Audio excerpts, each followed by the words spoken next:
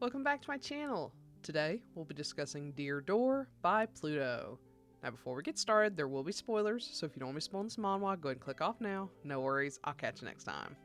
Now for those of you left behind, let's go over some content warnings, and buckle in because this one's a doozy. There may be references to death, murder, religion, incest, confinement, violence, blood, rape, sexual assault, obsession, Stockholm Syndrome, cults, depression, suicidal ideation, self-sacrifice, betrayal, explosives, gun violence, terminal illness, war, BDSM, coercion, animal cruelty, animal death, human experimentation, kidnapping, self-loathing, implied homomesia, self-harm, PTSD, torture, ableism, including use of the M slur, manipulation, epidemics and pandemics, child labor, possible grooming, bullying, child abuse, implied alcoholism, and cheating, as these things do appear in the manhwa.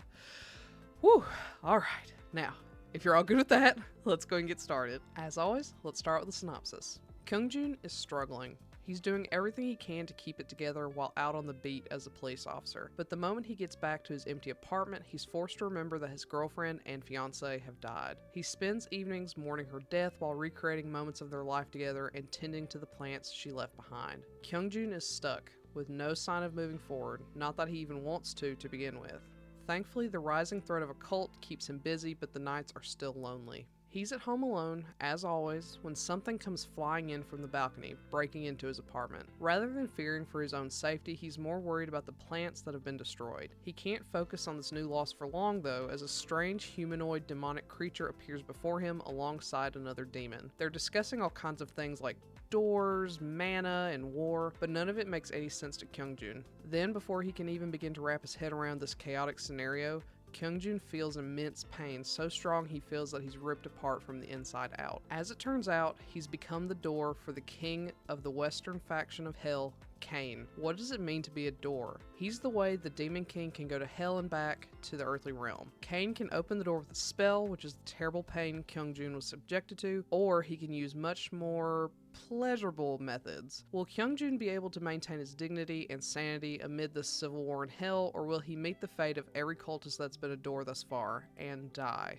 The art changes a ton from beginning to end. Kyungjun isn't as pretty initially, and Jinyoung isn't as hot, but it finds its groove and comes into its own with massive men with massive pecs. And it's taking everything in me not to write about the man titties at length. And giant dicks all over the place. This is smut heaven and hell. There's so many panels I want to show in this review, but I can't because there's too much smut. It's big and it's bold. There's no such thing as subtlety here. I typically prefer more subtle things, but this is like a fantasy circus, loud and proud. I love it. The action scenes can be hard to discern, but it's action and war. It's not the most clean-cut subject in the world, and I think expecting it to be super clean when depicted in art is a bit unrealistic. The action is dynamic and beautiful, the smut is delectable, and the characters are varied and stunning. The art isn't always perfect, but it's so much fun to look at. Well worth a read just for the art. Just to be clear, I am super biased, like majorly. I've actually purchased this across 3 different platforms: Tapas for the uncensored version, Lezen just cuz, and Tappytoon because it was the first place I found it. And if this ever gets an English physical release, fingers crossed, I will be purchasing that too. I love this. It's one of the first fantasy BL I've read that I felt was long enough to flesh out the world and the fantastical concepts. There are other good ones, of course, but this one has the length to dive in, explore characters, have flashbacks, play with the fantastical concepts, and all while treating us to fluffy romance and dirty, dirty smut. It's great.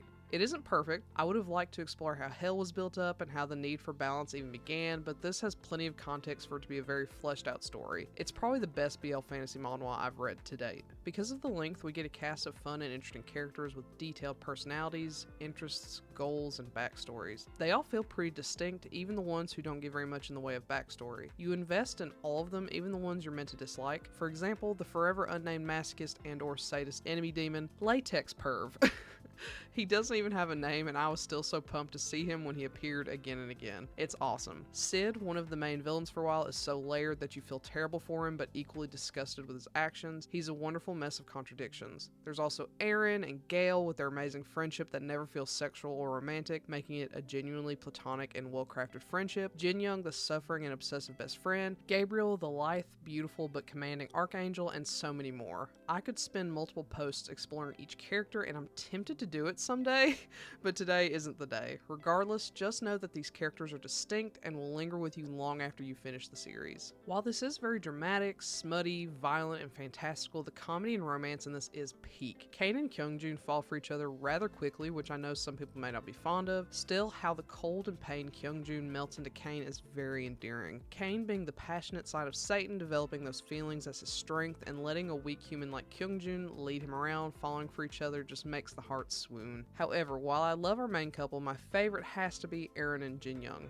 Jin Young was so broken, literally and figuratively, from his toxic door demon relationship with Sid and his strained friendship with Kyungjun that trust and vulnerability would be something he might be fearful of, especially with another demon. On the other hand, Eren lost his former human lover and marooned himself in the human world almost as a punishment for losing him. Having these two hurt individuals comfort each other and find closure in each other was so satisfying. Not to mention Jin Young and Eren are so hot. Multiple couples in this are worth seeing, some more romantic and toxic than others, but they all have something to give and I love them all in different ways. Before I close out this review, I have to discuss the title. I imagine the creator coming up with the main story ending and then immediately coming up with the title. It works on so many levels and it makes me swoon. Kyungjun is Kane's door, very direct meaning there. However, their relationship goes beyond that to a romantic and intimate relationship, where the quote dear comes in as an endearing term, in turn quote door becomes a bit of a pet name, signifying a much deeper relationship than the standard door demon relationship. There is one more meaning that isn't revealed until the very end, but it's so good I refuse to spoil it. I know, this is a spoiler full review as it is, but that moment was just so poignant and sweet. I wish I could experience it for the first time again. I won't take that experience away from someone who hasn't read it yet. But for those of you who know, you know. It's so sweet. With all that being said, this is one of those series I followed religiously, pun intended, as it was released.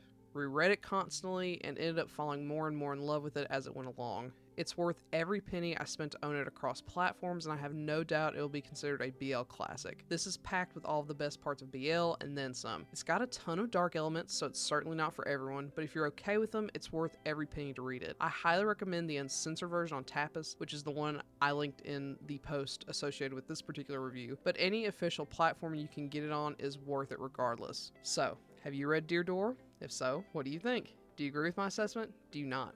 Let me know and comment below. Otherwise, I'll catch you next time. Bye!